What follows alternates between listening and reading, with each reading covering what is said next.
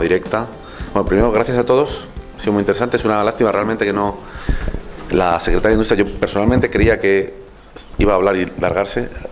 Se ha alargado, pero al menos ha quedado una parte y ha podido, porque ya dice que reconoce que este tipo de foros le viene muy bien para escuchar lo que tiene que decir la industria de tecnología, de software, los propios implicados, ¿no? Los agentes. Bueno, vamos a abrir ahora las preguntas para que el que quiera formule lo que quiera, pregunte lo que quiera. Pero quería plantear un tema. Yo soy profesor y tengo una cuestión académica. El otro día hicimos una jornada aquí sobre Smart Mobility. Participó la Dirección General de Tráfico, participó también la Empresa Municipal de Transportes. Y entonces una de las cosas que comentaba en su visión sobre cuál va a ser la evolución en los próximos años, por ejemplo, del coche conectado y el coche autónomo, tiene algo que ver con este asunto, y era que, bueno, la evolución de la industria del automóvil nos decía que en poco más de 20 años, 20-25 años, el 100% del parque automovilístico va a ser autónomo.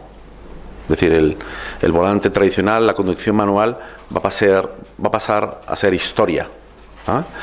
A su lado, después de él, habló un director de la Empresa Municipal de Transportes, y una de las cosas que comentó es que en ese momento hay 6.000 conductores de autobús en Madrid, y con la previsión de la DGT, esos 1.000 conductores, esos 1.000 puestos de trabajo van a ser amortizados, porque desaparecen en el momento que existen autobuses autónomos, según la previsión de la industria del automóvil y de la Dirección General de Tráfico. Aquí podemos hablar un poco de lo mismo. Ya, entonces me gustaría plantearos en vuestra visión, ¿no?, de cómo va a ir evolucionando la industria.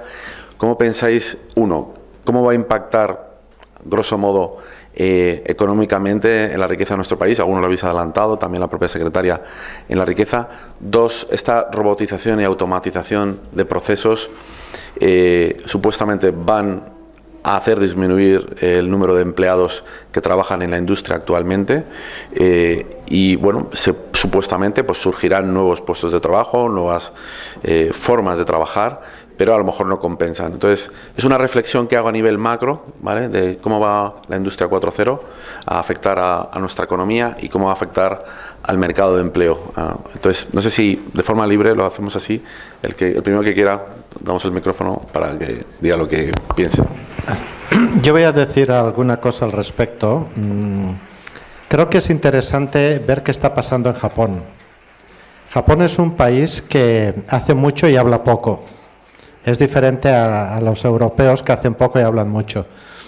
En Japón se ha creado un verdadero problema que se está solventando desde la educación infantil. Es un problema sociológico. Están enseñando a los niños a convivir con robots. Les están enseñando a que ciertas cosas ya no van a ser con personas, sino van a ser con robots. Entonces, este problema sociológico está unido a un problema de disciplina. Japón es un país muy disciplinado y rápidamente aprende a hacer este cambio. Yo, cuando leo estas informaciones, pienso en los países latinos, en los nuestros o en América Latina, que no somos tan disciplinados. Entonces, no será tan fácil.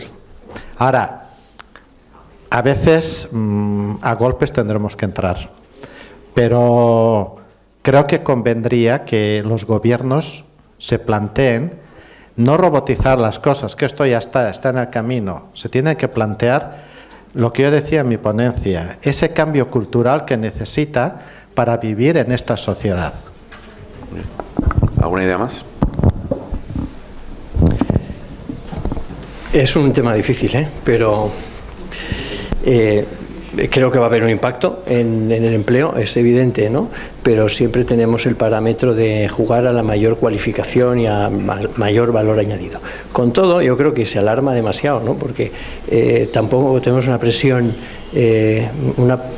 demográfica inmensa en nuestro país, ¿no?, o en general, o en Occidente. Es decir, que más bien vamos es decir, las dos curvas se van a cruzar. Yo lo que sí quería hacer incidir era en el aspecto de efecto sobre nuestro PIB. Eso es. Nuestra industria tiene un efecto digital, es decir, que si no lo hacemos desaparecemos.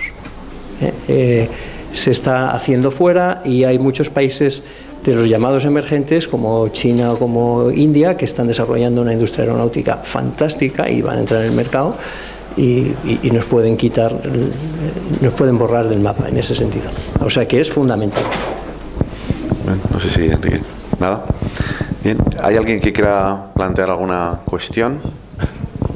¿Nadie? Vale, pues le puedes llevar el micrófono. Pedimos que te presentas y... Buenos días, soy Ramón Luis Gil de Innomni. Se ha tratado el tema de la cultura, pero como de una forma muy genérica. ¿Cómo veis vosotros el impacto de la cultura corporativa en todas estas transformaciones que se están llevando en cada una de las empresas?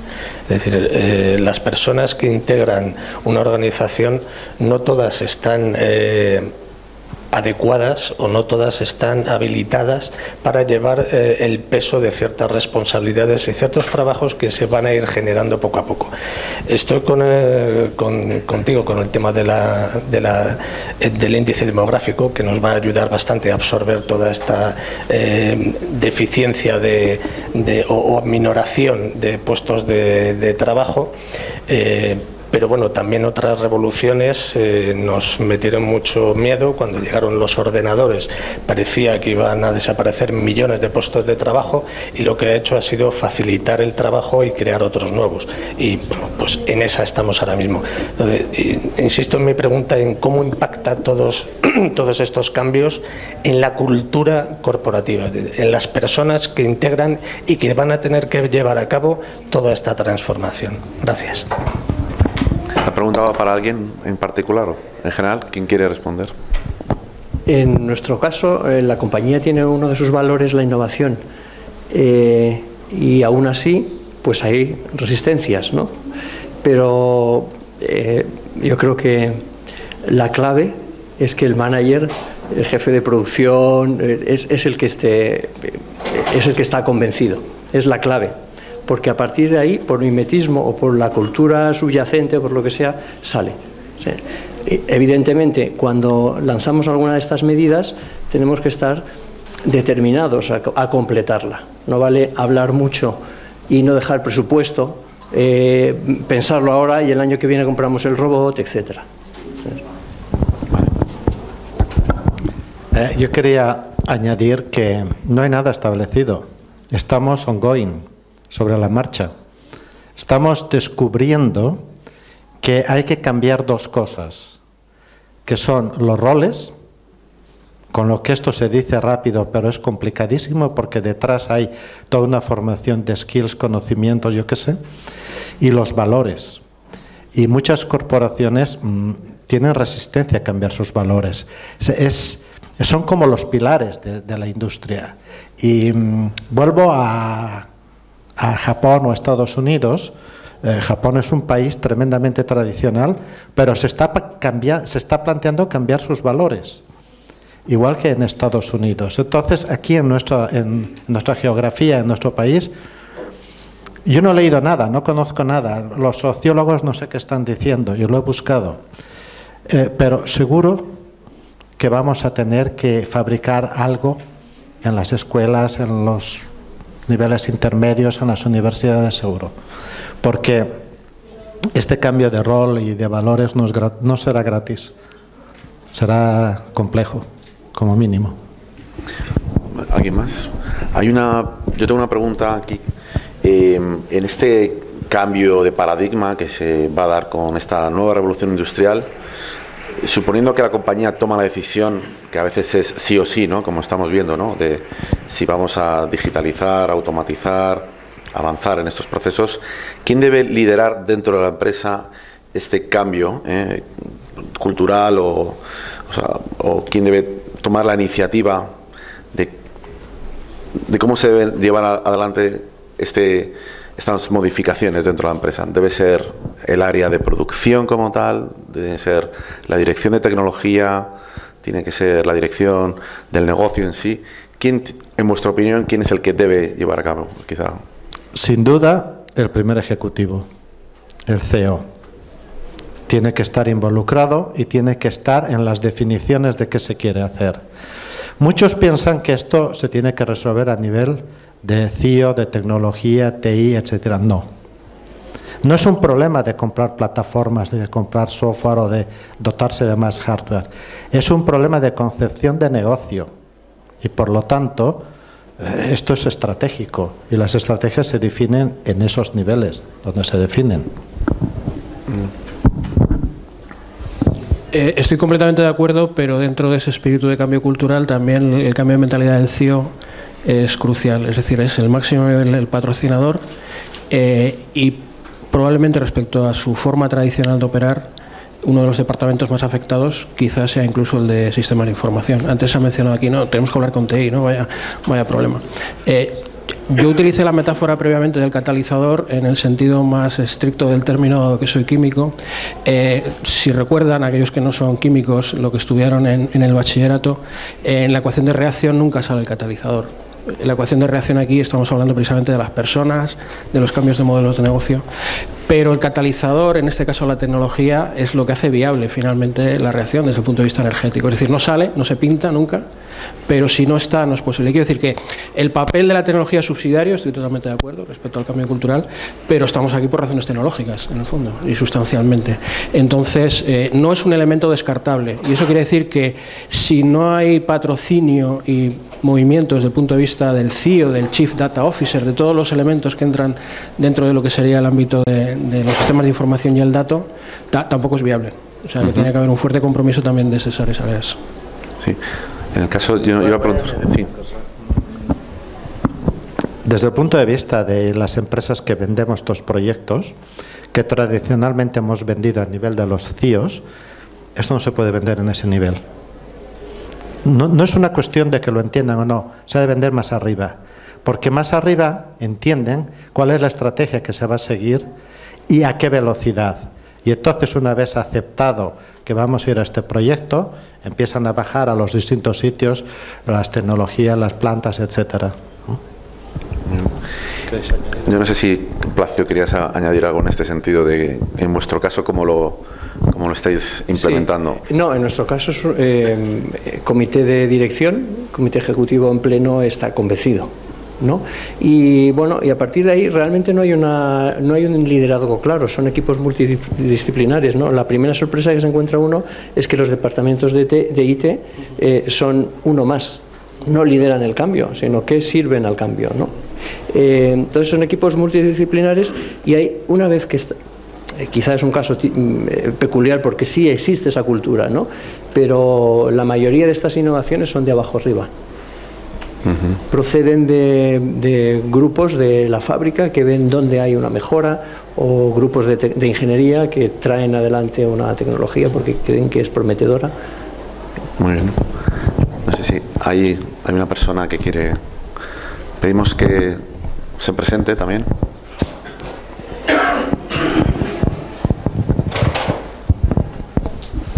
Hola, buenos días. Íñigo Arrieta, de Tecnocon.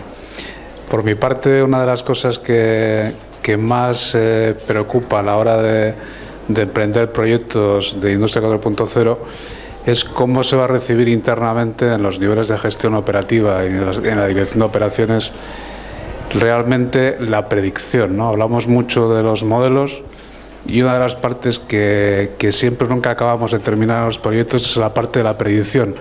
Pero muchas veces no es porque no podamos hacerlo, sino porque primero involucra a mucha gente y mucho conocimiento de la fábrica, y dos, da siempre la impresión de que no acabamos de creérnoslo. ¿Cuál ha sido vuestra experiencia en este camino? Gracias. Vale. No sé quién se ofrece voluntario. Sí. Roberto. Hola, ¿qué tal? Bueno, está relacionado con lo anterior. Si tú de entrada llegas a una factoría que quiere probar esto del machine learning, a ver si funciona o no, cuando haces la predicción, la pregunta enseguida es, bueno, pero esto ¿estás seguro que luego para mañana irá porque lo has medido, has estimado tu error con datos históricos, etcétera? Y hay una resistencia ahí a la entrada. Otras experiencias son muy diferentes. Gente que está leyendo el último que hay al día, sabe que funciona, dice, ¿por qué si esto le funciona a mí no me tiene que funcionar? Tú le haces la previsión, le haces el análisis, le entregas resultados, confía y lo pone en marcha. O sea que lo veo exactamente una resistencia a la entrada como cualquier otra, en cualquier otra tecnología que se quiera aplicar. ¿Por qué quieres aplicar Hadoop o Strada? O, pues lo mismo, mejor tiene la misma resistencia de entrada. Es decir, no sé, ¿alguna persona más? Aquí.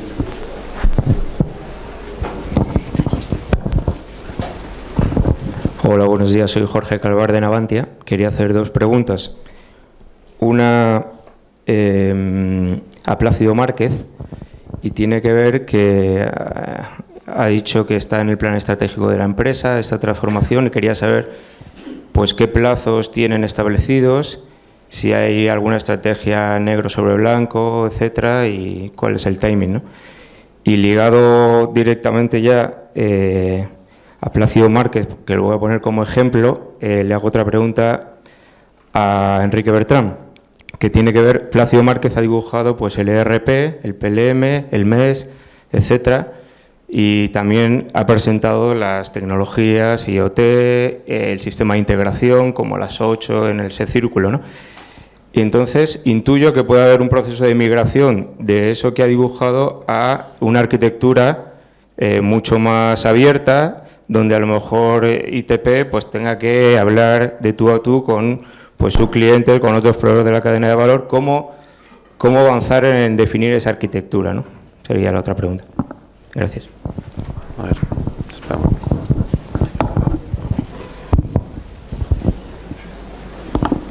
Primero Plácido, sí. Sí, está en el nivel del plan estratégico y hay una serie de hitos a conseguir. El plan estratégico acabará en el 2020, ¿no?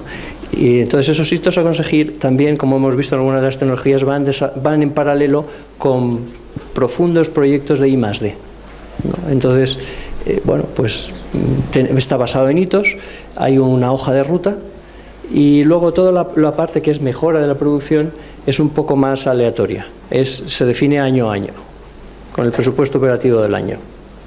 Y quizá como una consecuencia de los objetivos de reducción de chatarra o mejora de la eficiencia. Ahí no hay una hoja de ruta en concreto. Enrique. Sí, desde el punto de vista arquitectónico, quizá el primer problema, y está también ligado un poco a los previos comentarios, es un cambio de mentalidad dentro de las áreas de IT. Voy a extremar las cosas, ¿no? Pero hay mucho programador y poco arquitecto. Es decir, el primer problema es asumir que uno tiene que ir hacia una visión arquitectónica del problema. Una vez que eso está asumido, el cómo desarrollar la arquitectura evidentemente tiene que responder a los principios que hemos comentado antes, que son principios de arquitectura bien conocidos desde hace mucho tiempo. El tema de la modularidad, la definición de servicios, etcétera, son aspectos de buen diseño de arquitectura de sistemas de información conocidos. Ahora, afortunadamente, disponemos ya de tecnología que hace precisamente esa transición más rápida. En esa transición, por supuesto, se asume que hay muchos sistemas de información que van a permanecer, va a haber que probablemente desarrollar nuevos sistemas, pero siempre tienen que encajar dentro de esa arquitectura. Si la arquitectura se apoya en estándares, hablamos de interfaces abiertas, hablamos de interfaces bien definidas, hablamos de una serie de principios básicos, esa arquitectura irá progresando de una manera razonable, paso a paso y, por supuesto, desde la situación actual, porque los sistemas van a seguir, los ERPs, los MES, etcétera, van a seguir estando. Es una cuestión de cómo progresar de ese escenario a un escenario donde puedas garantizar la conectividad ubicua. Pero probablemente el primer problema es que hay que encontrar arquitectos dentro de ese tipo de organizaciones. Vale. Hay una pregunta del señor embajador de Sudáfrica, que nos acompaña hoy. Tiene una pregunta, tenemos mucha curiosidad por saber cuál es. Bueno, solo tiene dos preguntas rápidas. En vuestro conocimiento, ¿en qué punto está África en cuanto a eso?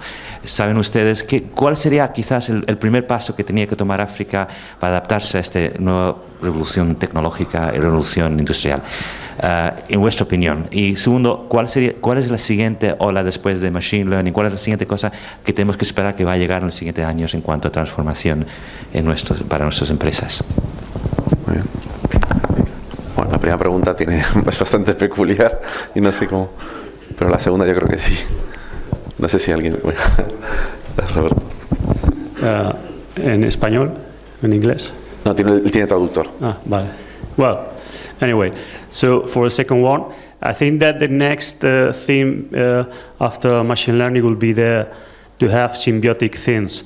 So algorithms and people and everything co-working in order to solve the task. So how to mix, how to make collaborative algorithms and people. I think that will be the next one. Vale. ¿Alguien más que podéis contestar en español? Aquí tiene traducción. ¿Nadie? Vale. ¿Hay alguna pregunta más? Aquí. Ah, lo de África. Es que yo no sé si alguien... Me parece que es una pregunta... I think we have no idea for the first question. Este sería para nota. Esto realmente es... Buenos días, me llamo Rocío Alonso y yo trabajo en una fundación que es la Fundación Juan 23. Trabajamos con una misión orientada a personas con discapacidad intelectual, ¿no? Y quería plantear, ¿no? Ahora hablaban de esa colaboración entre algoritmos y personas desde las distintas experiencias, ¿no? Nosotros cuando vemos los avances tecnológicos queremos pensar que van a ayudar más que a destruir, digamos, un empleo que a nosotros nos cuesta mucho generar, ¿no? Entonces, quería un poco saber cuál es vuestra opinión, ¿no? Desde vuestra experiencia, es decir, ¿es la tecnología una oportunidad también para las personas que en un momento dado pueden tener más dificultades ahora para acceder a desarrollar determinadas tareas? ¿O realmente es todo lo contrario, ¿no? Lo planteaba también una persona que ha preguntado antes, ¿no? ¿Cuál es vuestra opinión? ¿Alguien en especial en la pregunta? Sí.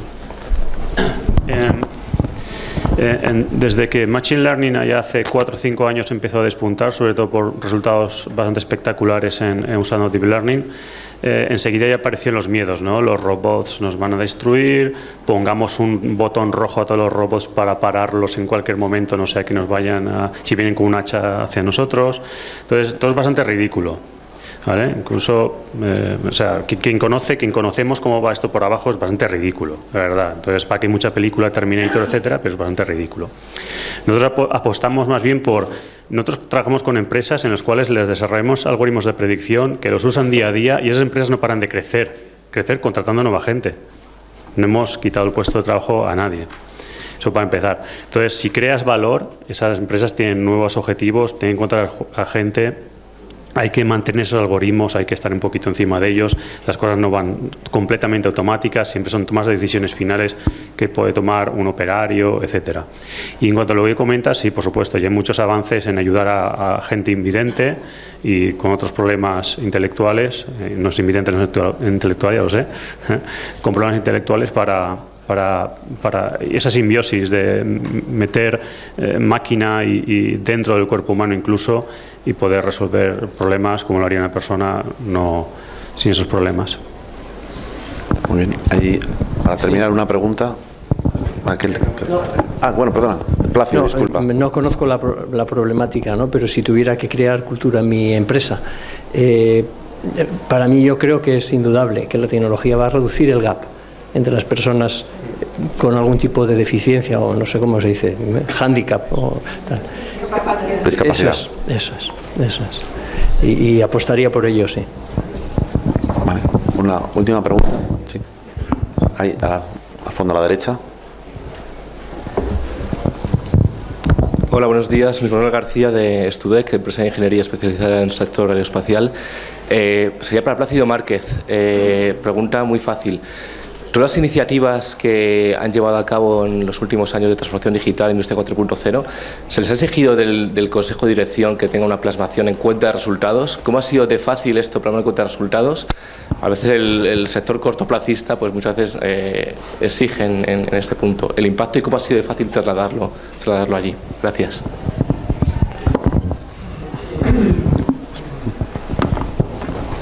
Sí, era uno de los primeros comentarios que hacía. A pesar de que lo tenemos en el plan estratégico, cualquier medida individual pasa por un comité de inversiones y el sponsor tiene que justificar que efectivamente tiene unos parámetros de retorno interesantes, ¿no? Veíamos el AGV antes y ya se ve que el número de horas que se han reducido, el número de fallos, siempre pasa por el comité de dirección. Hace un par de semanas se lanzó precisamente las inversiones para este método de captura de datos masivos de los controles de la máquina herramienta. Muy bien. Siempre retorno. Sí, siempre retorno. O bien, no es retorno explícito, pero es implícito que sea un requisito del cliente. Eso es otro driver también. Ya. Para terminar, yo os quería sugerir que hagamos una ronda final, aquí de izquierda a derecha, donde si queréis compartir alguna conclusión o reflexión o pensamiento que queráis decir, bueno, pues yo creo que esto, al hilo de lo que han comentado los otros ponentes, lo hacemos abierto para que digáis lo que queráis ya para cerrar.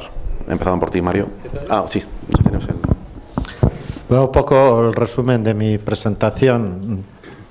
Hay que ir a los proyectos, hay que buscar qué proyecto vamos a hacer, pero debemos buscar ese cambio, aprender haciendo el proyecto. Y además recomiendo siempre empezar por proyectos pequeños, que den resultados rápidos y retornos. Eso motiva para ir a un segundo proyecto. Sí, por mi parte, recalcar que ya es difícil la entrada quizás de nueva metodología, en este caso de lo que es la cultura 4.0 en la industria. Si además queremos introducir temas un poquito más avanzados, como esta última patita, que es el Machine Learning, temas predictivos, pues aún parece que tienes que convencer más. Pero bueno, otra vez yo creo que hay que subirse a ese tren. No es suficiente solo con tener un análisis de qué ha pasado en el pasado, qué está pasando ahora, sino que es adelantarse a qué va a ocurrir en el futuro. Y creo que eso es vital para la industria también.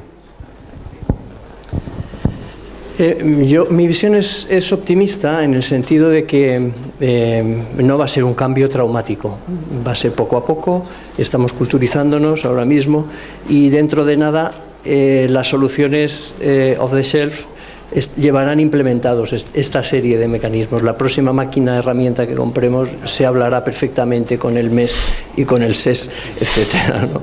Entonces no va a ser un cambio traumático. Enrique.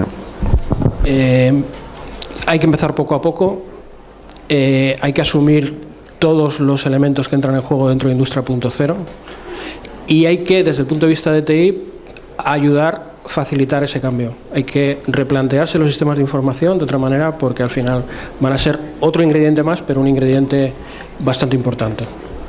Muy bien.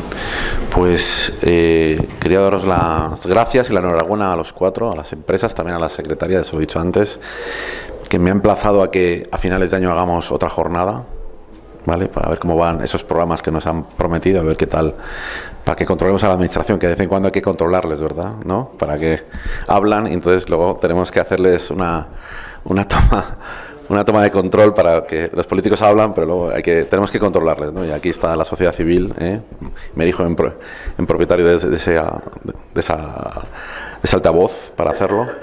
Y bueno, creo que ha estado muy bien, ha habido ideas muy interesantes, los proyectos que se han explicado son de mucha utilidad. Gracias a todos por venir y estáis invitados. Tenemos la próxima semana una jornada que organizamos con el periódico Voz Populi en el Hotel Eurostars sobre sostenibilidad. Va a venir la empresa Inditex, la empresa Acciona, L'Oreal, SEAT, Bluemove, alguna empresa más, para hablar de estos temas que también son muy interesantes, colaterales al que hemos visto hoy. Muchas gracias y ahora estáis invitados a tomar un café y a preguntar a estos señores lo que queráis. Muchas gracias. Hasta luego.